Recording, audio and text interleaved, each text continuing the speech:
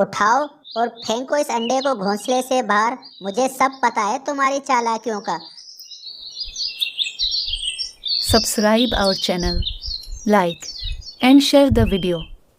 दूर किसी जंगल में एक टीनी चिड़िया रहती थी। वो बहुत अच्छी और मेहनती चिड़िया थी। टीनी चिड़िया घोंसले में अकेली रहती थी और साथ में उसका अंडा था, जिसमें से कुछ दिनों में बच्चा निकलने वाला था। लेकिन अब चिड़िया बहुत बीमार हो गई थी। तमाम डॉक्टर्स जवाब दे चुके थे कि अब वो नहीं बच सकती। अब मैं क्या करूं? अगर मैं मर गई तो मेरे अंडे का क्या होगा? मुझे अपने अंडे को किसी को दे देना चाहिए जो मेरे बच्चे का अच्छे से ध्यान रख सके। मैं ऐसा करती हूँ कि कौवे के पास जाती हूँ। मैं भी तो बहुत बार इसके काम आई हूँ, वो भी मेरी मदद ज़रूर करेगा। चिड़िया अपने अंडे को लेकर कौवे के घर आ जाती है। कौवे भैया, शायद मैं अब ज़्यादा अरसे तक जिंदा ना रह सकूं। मुझ पर एक एहसान कर दो। अरे टीनी चिड़िया, तुम बीमार हो, ठीक हो जाओगी। परिंदे बीमार होते रहते हैं, लेकिन क्या काम है तुम्हें मुझसे? कालू भैया, ये मेरा अंडा है। इससे कुछ दिनों में बच्चा निकलने ही वाला है। आप मेरा अंडा अपने पास रख लो। अगर मैं मर गई तो मेरे छोटे से मासूम बच्चे का क्या बनेगा? ना बाबा ना, अगर कोई और काम होता तो शायद मैं मान जाती। इतनी बड़ी जिम्मेदारी अब नहीं ले सकते। मेरे तो अपने अंडे से बच्चा निकलने वाला है। वैसे भी तोते के साथ तुम्हारी अच्छी दोस्ती है। तुम ये अंडा तोते को दे दो। बेचारी चिड़िया मायूस होकर वहाँ से चली जाती है। चमकीली, क्या था अगर तुम मान जाती? कोई तो अच्छा काम करो। मुझसे नहीं होती किसी और के अंडे की हिफाजत। अपने अंडे का ध्यान रख रही हूँ, ये कोई कम अच्छा काम है? टीनी चिड़िया सीधी तोते के पास जाती है। तोते भैया, मेरा ये अंडा तुम अपने घोंसले में रख लो। मेरा कुछ पता नहीं मैं कब मर जाऊं। चिड़िया, तुम तो जानती हो कि मैं अकेला ही रहता हूँ। अनाज ढूंढने भी जाना होता है। भला मैं अकेले कैसे अंडे का ध्यान रख सकता हूँ? तुम ऐसा करो, कबूतरी के पास जाओ, वो तुम्हारे अंडे का ज़रूर ध्यान रखेगी। और फिर चिड़िया कबूतरी के पास जाती है। लेकिन कबूतरी भी चिड़िया का अंडा अपने पास रखने से मना करती है। चिड़िया वापस अपने घोंसले में आ जाती है। ऐसे ही रात हो जाती है। अब तुम मेरे लिए अच्छा सा खाना लाया करो। सारा दिन अंडे पर बैठ कर कमजोर हो गई हूँ मैं। जिस दिन से तुमने अंडा दिया है, मेरे हिस्से का खाना भी तुम खा रही हो। कमज़ोर कहाँ से हो रही हो? मुझे तो उस चिड़िया पर बहुत अफसोस हो रहा है चमकीली। सारी उम्र चिड़िया का अनाज चुरा चुरा कर खाया है हमने। अगर मुझे तुम्हारा डर ना होता तो मैं चिड़िया से उसका अंडा ले लेता। अगर इतना ही अफसोस हो रहा है तो चिड़िया के पास जाओ तुम। और ऐसे वो सो जाते हैं। लेकिन जैसे ही चमकीली सो जाती है, कालू कौवा चिड़िया की तरफ चला जाता है। और जैसे ही कालू कौवा चिड़िया के घोंसले में पहुंचता है, चिड़िया तो मरी पड़ी थी। ये देखकर कालू कौवा रोने लगता है। चिड़िया, तुम क्यों छोड़कर चली गई हमें? तुम तो चली गई, लेकिन अब मैं तुम्हारे अंडे की हिफाजत ज़रूर करूँगा और तुम्हारे आने वाले बच्चे का अच्छे से ध्यान रखूँगा। कालू कौवा अंडा उठाकर अपने घोंसले आ जाता है। चमकीली तो गहरी नींद सोई हुई थी। कालू कौवा चुपके से अंडा अपने अंडे के पास ही रख देता है और सो जाता है। सुबह हो जाती है, लेकिन कालू कौवा अभी तक सोया हुआ था। कालू, ओए कालू, उठो। क्या ये दूसरा अंडा तुमने दिया? उठो, जल्दी से उठो।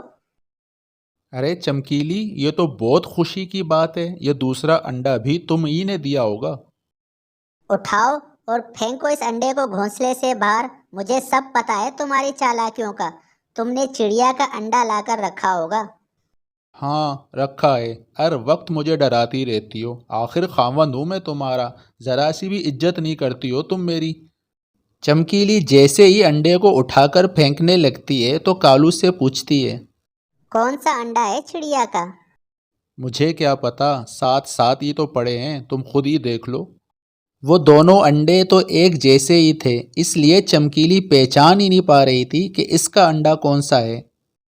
और फिर कालू कौवा वहाँ से चला जाता है।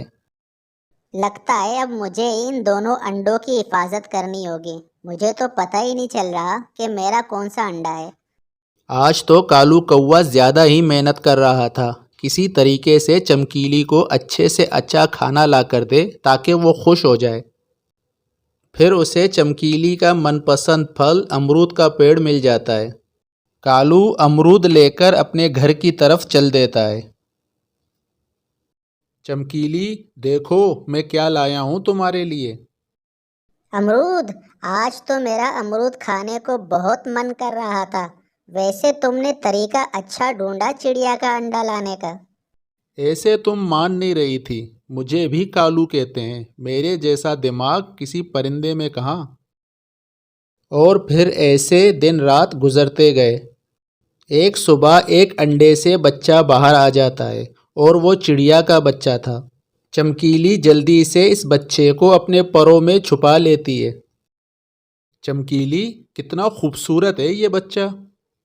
कालू, सच पूछो तो मुझे भी बहुत प्यार हो गया है इस बच्चे से। मुझे ऐसे लग रहा है कि जैसे ये बच्चा मेरे अंडे से निकला है। अब तुम जल्दी से खाना ले आओ। मुझे ऐसे लग रहा है कि शाम तक हमारा दूसरा बच्चा भी अंडे से निकल आएगा। कालू खाने की तलाश में निकल जाता है। कालू को एक पेड़ पर तोता बैठा दिखाई देता है।